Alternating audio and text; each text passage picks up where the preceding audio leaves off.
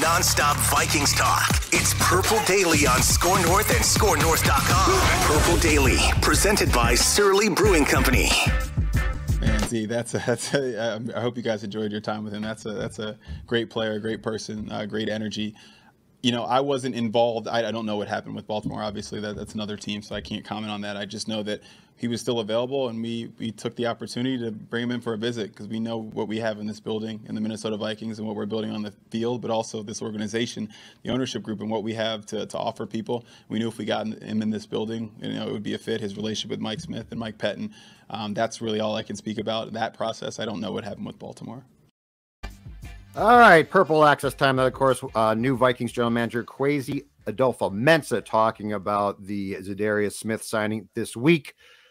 Purple Access brought to you by our friends at Surly Brewing. There is no better beer than Surly, and in particular, the official beer of Chip and Judd, which is Surly Farious. Also, TCL Television. Enjoy more with TCL, and in fact, enjoy sports like you've never seen them before with TCL.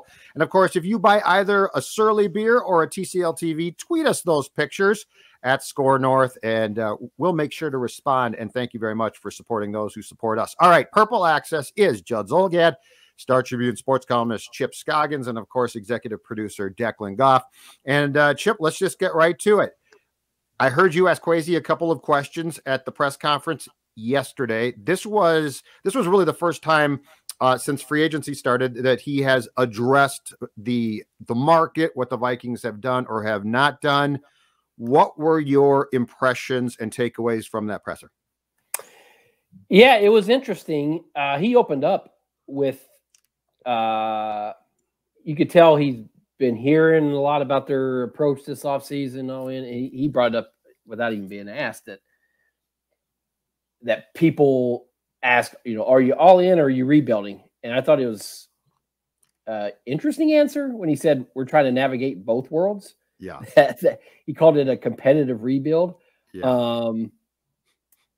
Which I don't know what that means. Because everything they've done to this point screams they're trying to win this year. And so I don't know how they're really rebuilding part of it. Right. But you know, it feels like they're trying to navigate to, and we've said this from the beginning. I think I wrote a column a couple weeks ago that it feels like a tug of war, that they're trying to navigate two realities. And so it would be interesting to be a fly on the wall behind the scenes, to hear the different things that are being said about direction and how they're trying to put this roster together. Because it does feel like they're trying to. I think he would probably be happy, or he would like to do a little more house cleaning. Yes. But I think the ownership wants to win this year. Let's just say this. I don't believe that unless it's a cry for help, you reference the name of Sam Hinkie, the former Sixers GM, who is the architect of trust the process, which, by the way, eventually started to work, but took quite some time. And Sam has been long gone from the Sixers. I thought that was a very interesting comment and person. And he said that he's friends and that they talk. The reason why I found it intriguing was I thought that was a read between the lines of, I would like to reset more, but I'm working within the confines without selling out the Wilfs or the people that own the team. Yeah. And his answer came in response to, I think it was Joe Schmidt that said, when you try to navigate these two extremes where you're all in or you're trying to rebuild, sometimes you get stuck in mediocrity. And he said, how do you avoid being stuck in mediocrity? And that's when he brought up Sam Hinkie's thing that it said, when you're Philadelphia, you're always on that kind of fringe. I mean, he could have said Craig Leopold too, right? Where you were kind of stuck in being a pretty good team, but not really a championship caliber team. And so you were stuck there. And so it just feels like at some point they're going to have to. Sorry for that exaggerated. I didn't mean the exaggerated side. No, it was very fitting. I'm with you. I'm just wondering how the path forward is. At some point, the roster is really going to need a major shakeup and not just restructuring veterans to try to fit pieces in. I guess here's my theory is the wrong word. I guess here's my feelings about this because, Declan, Phil, and I have talked about this a ton. Doogie and I and Phil and Declan and you now. I guess what I would really like is I would like somebody who's not just a blindly optimistic fan to tell me why they think that this is going to work. Because I'm looking for that. If the Vikings are good, it helps all of us. So we all want them to be good because if they're good, it sells more papers, it sells more subscriptions, it gets us more eyeballs, all of that good stuff. But beyond, well, just trust them or beyond, they need more time. You don't get this. I'd like to understand the philosophy. And I was hoping that the press conference with Kwesi on Wednesday would get me there. And it, like you said, competitive rebuild doesn't really make sense. So I'm still not to a point where I'm like, oh, okay, at least I see this. I'm trying to parse out at this point what I like and what I don't like. And that's as far as I can get towards being positive. Well, and to that end, there was a question about Kirk Cousins and does he feel that there's a higher ceiling that they can reach than what's been that we've already seen? And he went back to, give him a different offensive system. And he uses this phrase a lot, work the margins, which I don't know even what that means, but squeeze stuff out. Yeah. But he's basically saying this comes back to, and it's been clear that the organizational belief is that this was a Mike Zimmer problem and his coordinator's problem. And so they might be proven right. They might be proven right ultimately. Maybe Kevin O'Connell can unlock something that gets more out of the offense and Cousins. But it's a gamble they're taking with the roster in terms of they may get to 2 years from now and said, we should have done a hard reset that first year. But they might be proven right, Judd. I don't know. And reset's a perfect word because rebuild in this league, you can I love what the Bears are doing right now, and they might be atrocious in 2022, but they can start to bounce back quickly. I love going in and basically saying, this is now my team. And that's what I wanted Kwesi and O'Connell to have the ability to just say, hey, this is now our team, our roster. Here's what we're going to do. I think so here's my guess. And I think the Wilfs got confused here. I think the fallout, Chipper, between Spielman and Zim, very real. They didn't talk. That's fine. Well, it's not fine, but it took place. I get that. I think what the Wilfs don't understand here, and I'm sure there's more cooks in the kitchen as well, but this is about the coach and GM being on the same page and them being given proper support from the rest of the staff, but the rest of the staff clearing out. I don't want, this feels like you're allowing a lot of voices in. If you feel that you got KOC and Kwesi right, they're the right. The problem with Rick and Mike is it disintegrated and didn't work between the two most important people as far as football operations go. It's almost like the Wilfs now are overcorrecting to be like, no, let's get Johnny the janitor up here. What do you think, Johnny the janitor? And now it's gotten to this ridiculous place of it's collaboration's only important, in my opinion, between the two most important people who run the football team. The business people can all go away. Yeah, because the business side can have their collaboration too, but you do wonder how much of this comes back to the Wilfs being fans and looking at last year and thinking, they were in a lot of these games and they were close and there was all this dysfunction going on and our coach and GM didn't talk. And so that created that sabotaged a good team. I'm just thinking what the Wilfs might be thinking in their mind is correct. They probably looked at that dysfunction that was taking place and said that absolutely sabotaged the good team. And so if we get collaboration and guys that work together, imagine what this team can be. I think that's a flawed premise because I just think it's too Zimmer and Spielman were a big part of the problem.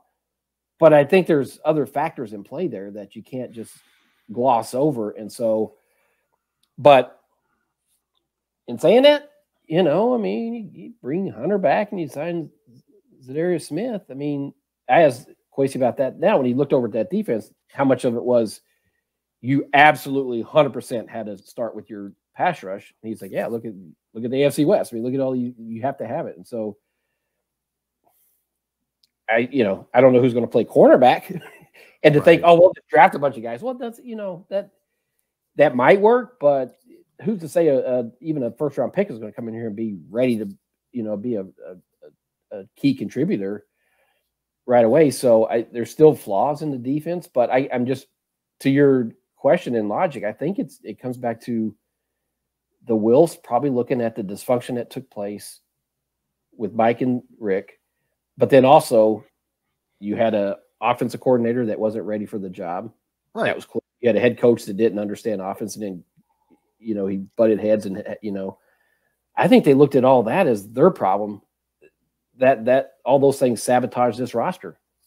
Again, they may be proven right ultimately, but I don't think it's that simple. Right. Yes, there were bigger problems. And the thing is, and I don't think that the Wilfs get this, you don't lose as many close games as the Vikings lost through bad luck. Yeah. Like a couple losses, Cardinals lost. Yeah, bad luck. Unfortunate. Too bad. Sorry. But when you start to stack those defeats up, there's an underlying issue there that goes, in my opinion, beyond coaching, beyond Clint Kubiak. And that's where there's like a very interesting situation here. And, when it comes to the decision to bring back and change the roster bonus to a signing one with Hunter, I'm completely on board. That's fine with me. But I feel like they're trying to run back a lot here. And to what your point is, I think as well, I don't think they fully understand what the problems were. And they're just basically trying to blame the big bad wolf. He was part of the problem, but that's part of the problem. Judd, how much do you think too that they could be looking at this as you have Justin Jefferson, and these are guys that are, Justin's not, but the other guys are established. I mean, veterans, they're going to hit the wall at some point. Harrison Smith, Kendricks, Danielle Hunter, Adam Thielen. You have this group of guys that, how much do you think they're saying you can't waste years of their career? I think it's done. I think the majority, I think Hunter is not done. And he's what, 26? Jefferson's not. And Jefferson's not. And Jefferson's fantastic. But my point is, the core group that you just ran through of veteran guys, I think we're past their expiration date of being Super Bowl type ingredients. Part of the core. And how much of it too is, and I don't know if they're getting this micro level, but Judd, you have to show Justin Jefferson at some point that you're on the track to doing something here. Absolutely. Or he's going to walk, or he's going to say, well, what is this going on here? I mean, he's been here 2 years. He's put up great numbers, but he hasn't played in the playoffs. Yep. And now if you turn it over into a rebuild with an unknown quarterback, that's the third year. At some point, you have to fill him with hope that this thing's going to lead to a championship, right? Well, right. And that's why I would have called him in when I got the job, sat him down and said, we are going to go in a very different direction here, but it's going to work. And we're going to next May pay you. And now that contract's going to be absolutely huge and he deserves it. But the guy is yet to weigh in one bit on Kirk. And if you listen to him talk about Kirk, he does not care. He talks about, Joe Burrow, he almost starts crying. So I think Justin Jefferson would understand. And to your point, you're exactly right. 2 years, great stats. Guess what? No playoff appearances. And they're basically now banking on O'Connell. And that's something else I brought up to Phil this week as well. I think that they are inadvertently doing Kevin O'Connell a disservice here by putting tremendous pressure on a guy who, again, is not going to have his program. Yeah. So, they're basically saying, take the ingredients. This is Rick's team. Take Rick's ingredients and win because Mike couldn't. I think that puts a huge burden on O'Connell in a year in which he should be helping pivot things instead of trying to make a stew from Rick Spielman's ingredients. Well, I think it's two things. I think there's pressure on him to win because you've been inherited this roster with the owner saying be super competitive, and we brought back a better, all these guys. But I don't know that Kevin O'Connell is going to quibble about giving Kirk Cousins and Justin Jefferson and Dalvin Cook and Thielen and Irv Smith and 2 pretty good tackles. I mean, we'll see on the left tackle. I think he's going to be good, but I mean, I think he looks as like if I'm a first-year coach, normally you're walking into a disaster. His offense is not a disaster. He's walking into an offense that, I mean, we said last week, what at minimum should be a top 10 and maybe top 5 in scoring. And so if I'm an offensive coach and you say, hey, you're getting a veteran quarterback and whatever you think about Cousins, he's better than Kellen Mond or some rookie, and Justin Jefferson and Thielen and Irv Smith and Dalvin Cook, I mean, I'd be ecstatic about that. I would be until Cook gets hurt, and then Thielen gets hurt because he's old and gets hurt a lot now.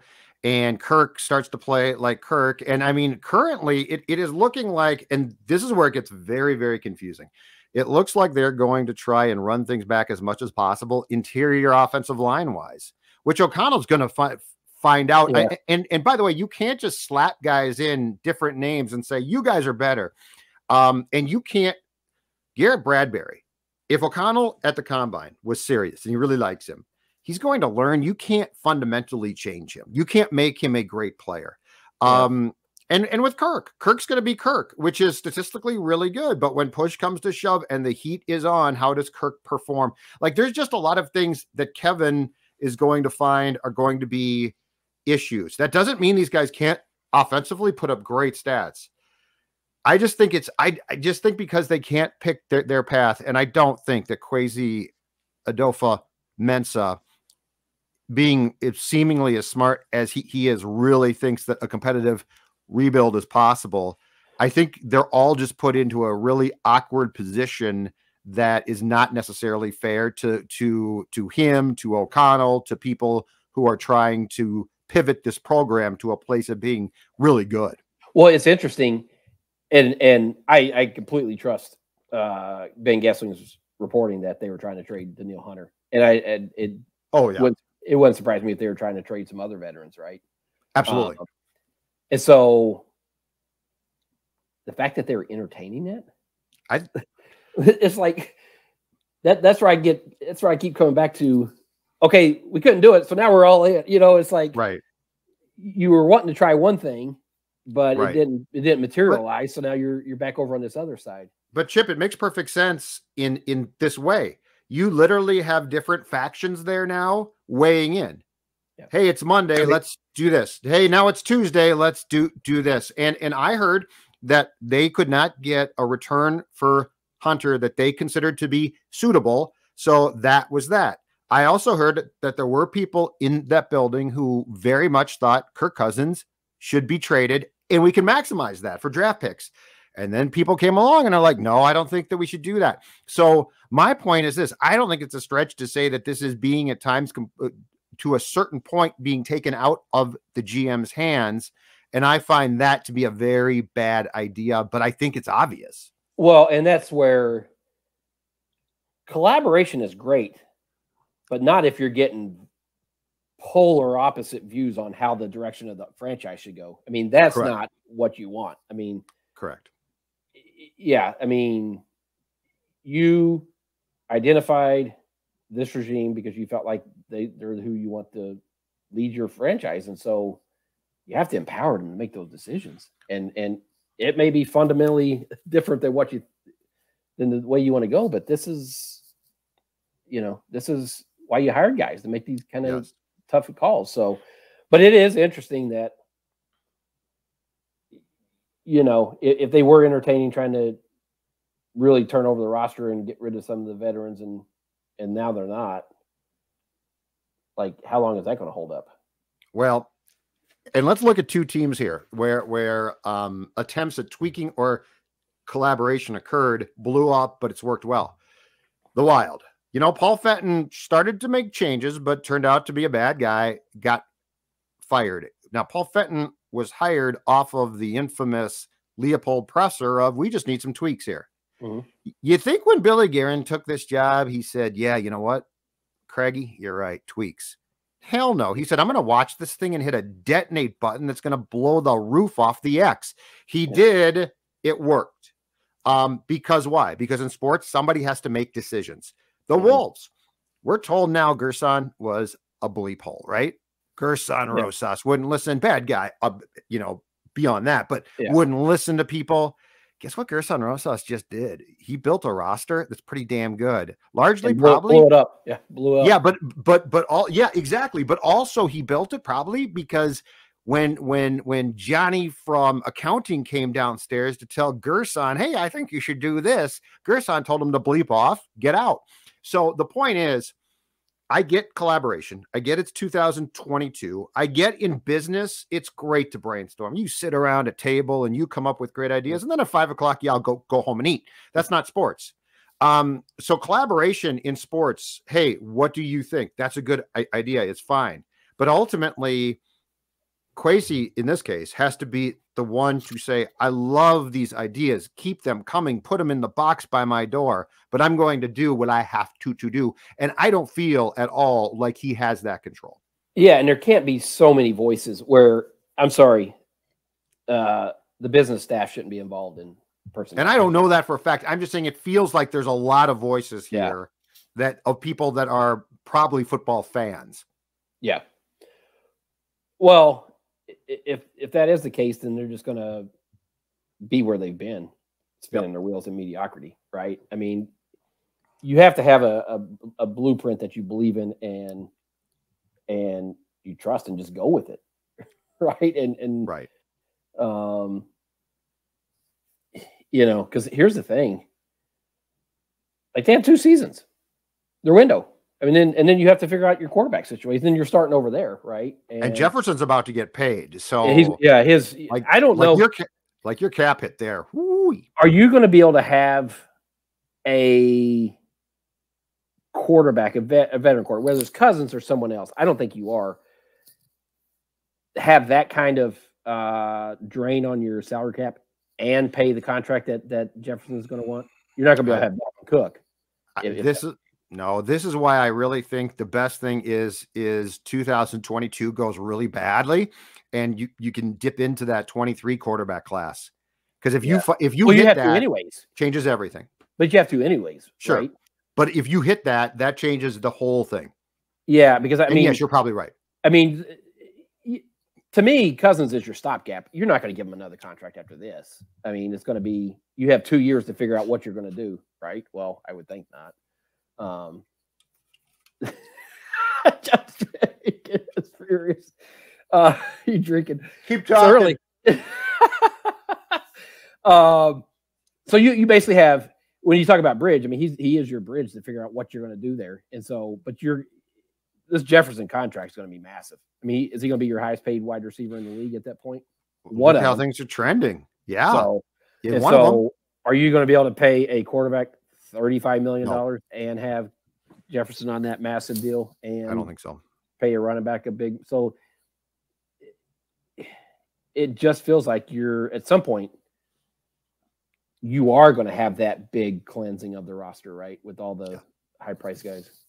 Yeah. Well, Dalvin can't be paid too. Like, that's for sure. You cannot be paying Dalvin Cook.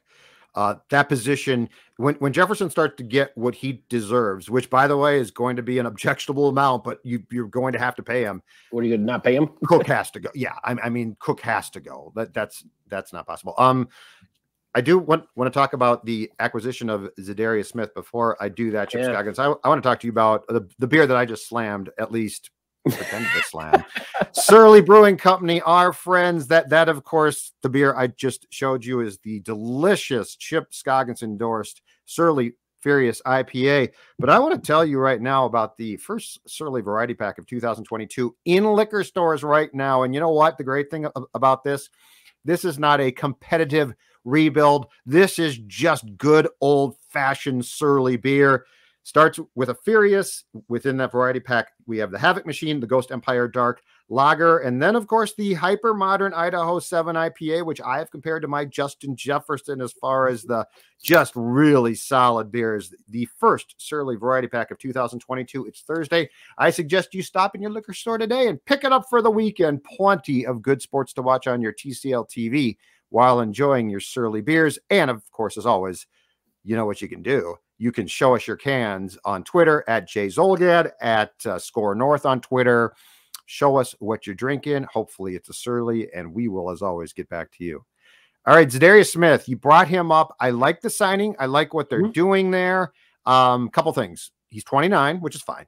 Coming off back surgery. Now, he came back and did have a sack against the Niners in the playoff game. It's a reported 3-year contract. What, Chipper? $42 million up to 47 in incentives. It intrigues me that I don't believe the guarantees have been leaked out yet, which means it's probably not a ton of guaranteed cash because of the back. But let's go down the path of this works. Yeah. How good is this defense from a 3-4 pass rush perspective with pressure coming from, hopefully, a healthy Hunter and healthy Smith? Well, if assuming good, normal health for both him and Daniil, you got one of the best pass rushes, right? 20 stacks between them, you think? Yeah. 20-ish? I mean, you would hope. Yeah. I mean, you hope both guys would get into the double digits or near there. And so it automatically gives you one of the most feared pass rushes, I think. And we'll see how it fits, but I think you're probably pretty happy with where you are at linebacker now. Kwesi didn't slam the door all the way shut, but pretty much said Anthony Barr is not going to be part of the roster next year. There's no money. Yeah, which is fine. Yeah, which is fine. But you like where you're at linebacker. Obviously, the secondary is really up in the air now, other than Harrison Smith. I mean, Kwesi said yesterday that he's had conversations with Pat Pete. The money has to match, though, and we'll see what Right. I don't know what kind of offers he's going to get, but you're going to have to do a lot of work in the secondary. But Judd, pass rush. I mean, you cannot minimize that. We talked about it. I think is defensive end the second most important position in football now. It's huge. So they feel pretty good where they're at there, and I like what they're doing at linebacker, and so. Again, if they can figure out the secondary, if there's money there to get a free agent, you're good. I think first-round pick has to be a cornerback. I don't think there's any way around that. It absolutely has to be a corner. So I like the signing. I mean, we can talk about whether they should rebuild or whatever, but if they're going all in, you got a terrific, credible pass rush now. I agree completely on that. What did you make of Kwesi's comment? And it was sort of dropped in, but I found it to be Zimmer's defense put a ton of pressure on the corners. So when they failed badly. What he said is in our defense, we provide a lot of help to the corners. Was he trying to sort of dial down the expectation that might be a first-round pick? What was your interpretation of that comment? Yeah, it was interesting. Yeah, I didn't read a whole lot into it other than I think he knows they have some issues there, but I don't know if he was trying to do a smoke screen for not what they're going to do in the first round. But Judd, I mean, how are they not going to take a corner with that pick? I agree, but I just don't know these guys. Yeah. I'm trying to read into what they're going to do. And we, at this point in time, don't have a track record on that. So I'm trying to read between the lines here. Even if they're able to re-sign Pat Peterson, I think you still have to, right? I mean, I just don't know. Yeah, logically, yes. I mean, I don't know who your other starter. I mean, Breland. I mean, he's gone. I mean, not Breland, but who's Chris Boyd? Chris Boyd? No, he can't start. I mean, I agree with what you're saying. Yeah. So yeah, but I think it starts with you put together a pass rush and be creative up front and do things there, then that'll help out the back end. But you can't just put anybody there. You got to have some talent in your back end too. So Chipper, when you look at what the Vikings are doing and the Bears are stripping it down, like the Bears are just being like, screw it, we're done with this incarnation. Which one do you prefer more? And like weigh them for me, because it's going to be really interesting to me to watch these two things play out. And I think the Bears might be terrible, but short term that can work. How do you feel about the differing philosophies on what these two franchises are doing in the same division? Well, it's interesting because I would start at the quarterback position, and we don't know if Fields is the guy or not, right? You have to figure out if he's your franchise guy, but if he is, you got a lot of money to throw around here in the next couple of years because he's going to be on a rookie deal, and you can really make splashes there. And so you, whereas with Cousins, they felt like, they wanted to run it back with a veteran quarterback. And so it's two completely different roster constructions because you have a guy on a rookie deal and a guy who's chewing up, $31 million of the salary cap. And so, listen, as we all know, the best thing in sports is a quarterback on his rookie contract who's good. So it's just, if they hit on them, then they're going to be in a good spot. But it was interesting yesterday, listening to Kwesi talk about evaluating the roster because there's so many guys on this team, young guys, that Zimmer just did not want to rely on and trust, that they have to reevaluate, or not reevaluate, just evaluate because they don't know anything about them. And so, yep. And so how do you do that? Because they haven't played. There's no tape on. So it's an interesting process that they're going to have to go through to figure out guys who are under contract, how good are they? Mm-hmm. Right? Because we don't know. And so that's part of the equation too. But yeah, I mean, with the Bears, if Fields is a guy and they hit on him, like we've seen time and time again, if you get that guy on a rookie deal, you're set up. You are golden. All right, Chip Scoggins, talk to you next week. Thank you, sir. All right, boys. We'll see you. Drink your Surly.